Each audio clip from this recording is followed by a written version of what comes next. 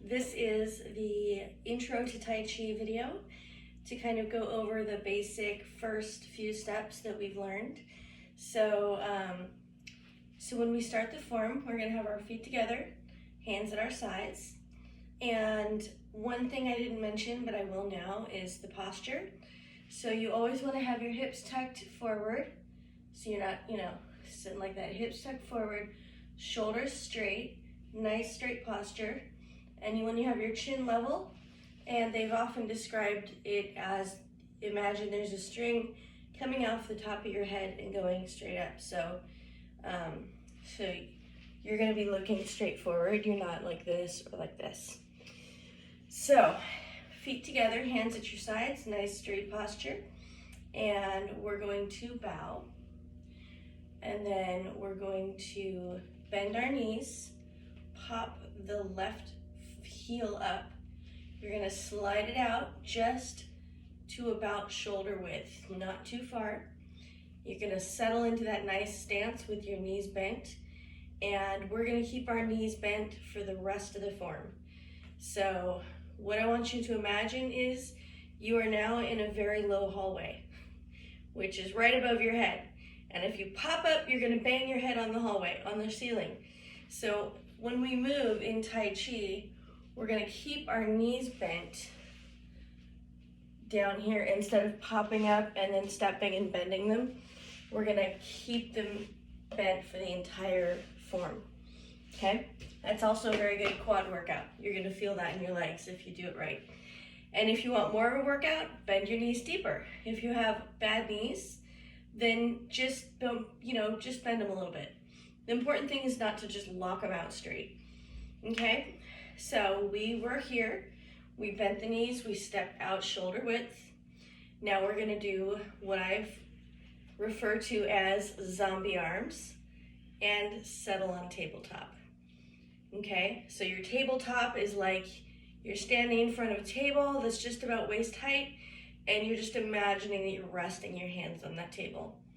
So the next thing we're gonna do is we're gonna take the right arm and the right toe, and we're gonna pretend that they're connected, like there's a string between the two of them. And when we turn the arm and the toe, they go together, and then you sink back onto your right leg, you pop your left foot into a cat stance, and you hold the ball. So, holding the ball, pretend you got a big beach ball, and you're just holding it right in front of you. And cat stance is something you're gonna see a lot. So what cat stance is you rotate one toe out to 45 degrees. So I'm always gonna refer to your cardinal directions, your forward, backward, left, right.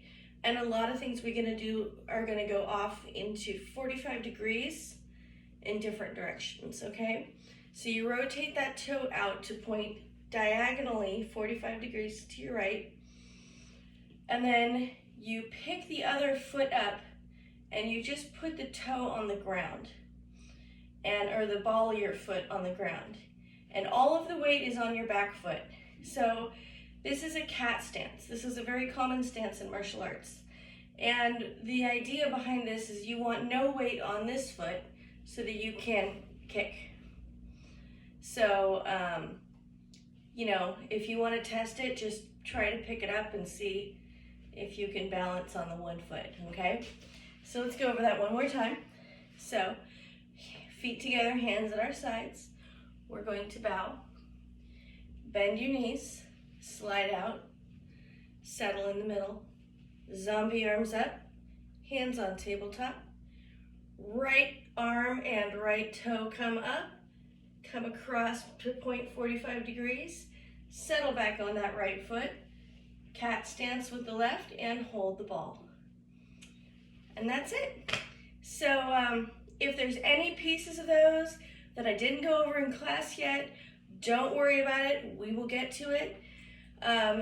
There is a lot going on in every single movement that we do. So if I tried to tell you all at once, it would be a lot.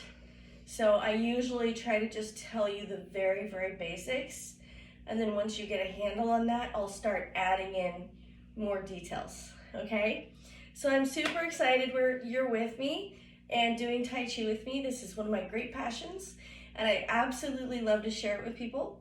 So thank you so much for joining me, and I will see you next time. Bye-bye.